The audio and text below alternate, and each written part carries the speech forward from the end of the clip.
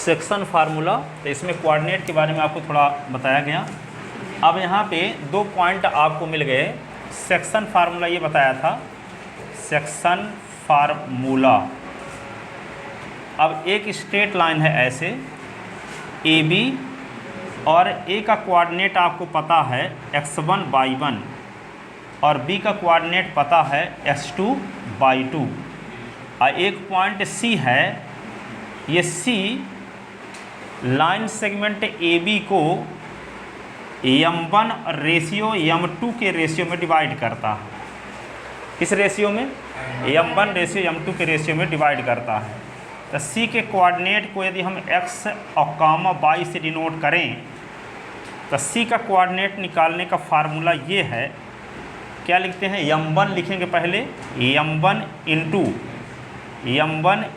x2, m1 into x2 plus m2 into x1 अपान m1 plus m2।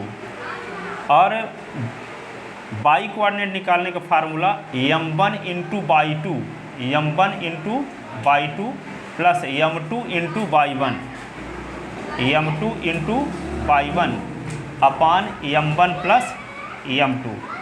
ये formula है, ठीक है।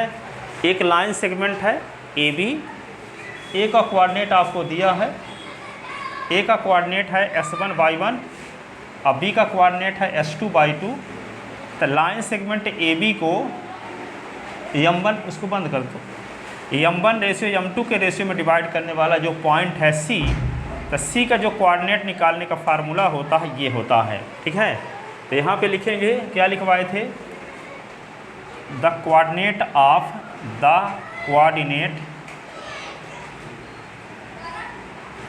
ए point, coordinate of a point C which C, इसका coordinate क्या हो गया? X Y,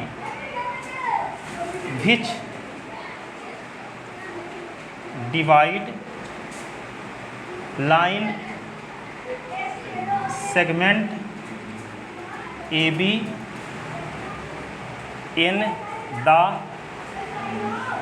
ratio m1 ratio m2। A coordinate of a point C S Y which divide line segment A B in the ratio m1 ratio m2 internally. Internally का मतलब ये हुआ A B के अंदर है सी, ए बी के बाहर नहीं है। तो क्या होता है इसका कोऑर्डिनेट निकालने का फार्मूला? आपको ये बताए x comma y is equal to m1 s2 plus m2 s1 upon m1 plus m2, m1 y2 plus m2 y1 upon m1 plus m2। ये ठीक है, ये पॉइंट सी है। अब यहाँ m1 रेशियो m2 है, इसके स्थान पे हो सकता है 1 रेशियो 2, 2 रेशियो 3, 3 रेशियो 4, 4 रेशियो 5, ऐसे भी हो सकता है। m1 के स्थान पे कुछ वैल्यू रहेगी, 2 रेशियो 3, 3 रेशियो 4, 4 रेशियो 5। तो फार्मूला के लिए हम स्टैंडर्ड फार्मूला क्या बना दिए? m1 रेशियो m2, ठीक है। अब तो ये इंटरनली।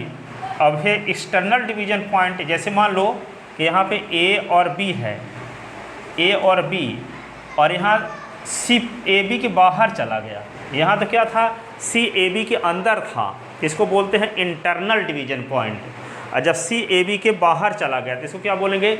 External division point. क्या बोलेंगे? एक्सटर्नल। तो जब यहाँ पे इंटरनल डिवीजन पॉइंट है तो ए से सी तक की डिस्टेंस को m1 कहा गया है, ए से सी तक की डिस्टेंस को m1 कहा गया है, और सी से बी तक की डिस्टेंस को m2 कहा गया है।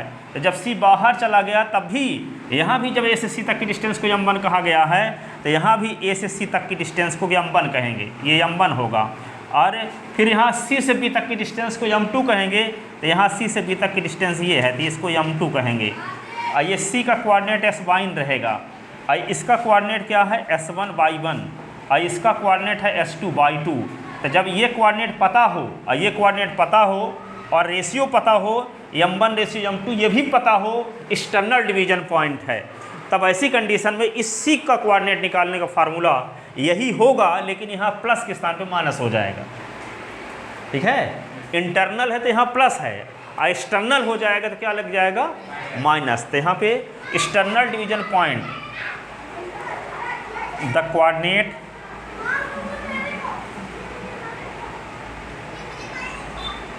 Of a point CXY which divide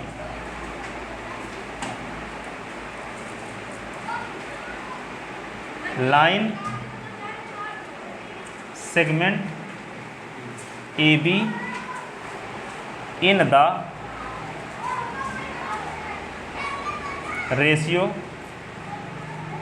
M1 ratio M2 externally CXY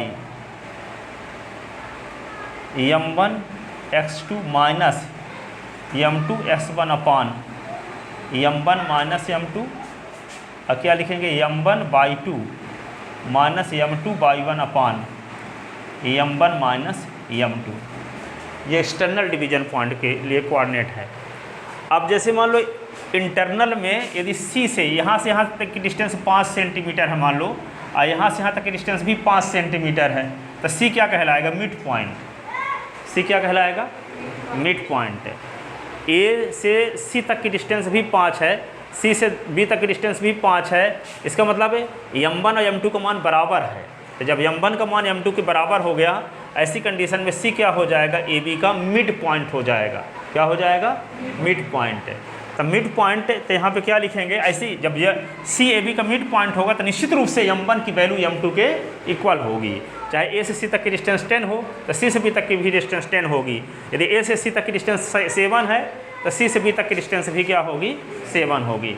इसका मतलब यदि A से C तक की डिस्टेंस M1 है तो C से B तक की डिस्टेंस भी M1 होगी। क्या होगी, M1। इसका मतलब M1 और M2 यहाँ पे इक्वल हो जाएगा। ऐसा अभी तो यहाँ पे यह हो सकता है A से C तक 7 है तो C से B तक 3 है, इसलिए इसको M1 और M2 अलग अलग नाम दिए, क्योंकि ये वाली डिस्टेंस अलग अलग थी। अभी जब इक्वल हो गया तो क्या होगा, M1 M2 के इक्वल हो जाएगा। तो जब M1 M2 के इक्वल होगा, ऐसी कंडीशन में C क्या होगा, AB का मिड पॉइंट होगा। क्या होगा, मिड पॉइंट। तो यहाँ पे तीसरा पॉइंट क्या है, if C is mid point of AB।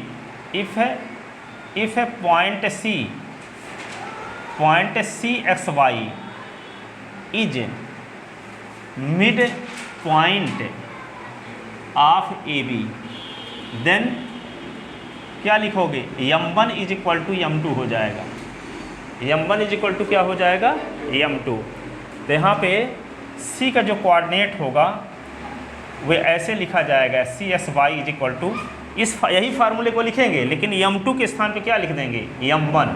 तो यहाँ पे क्या लिखेंगे, M1 X2 plus M1 X1 अपान M1 प्लस M1। जहाँ M2 है वहाँ भी M1 लिख दिए। फिर क्या लिखेंगे, M1/2 प्लस M1/1 अपान M1 प्लस M1।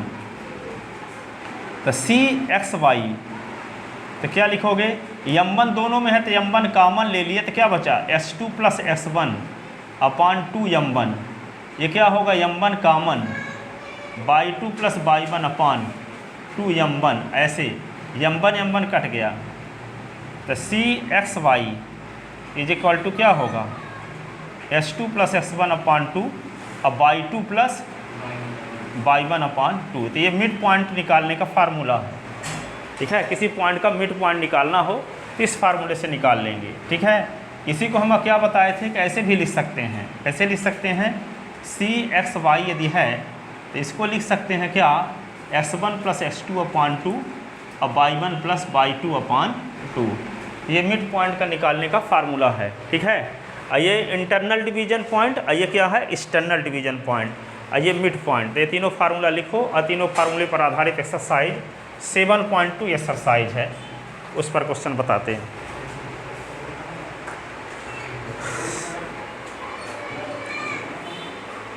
लिख लो सेक्शन फार्मूला।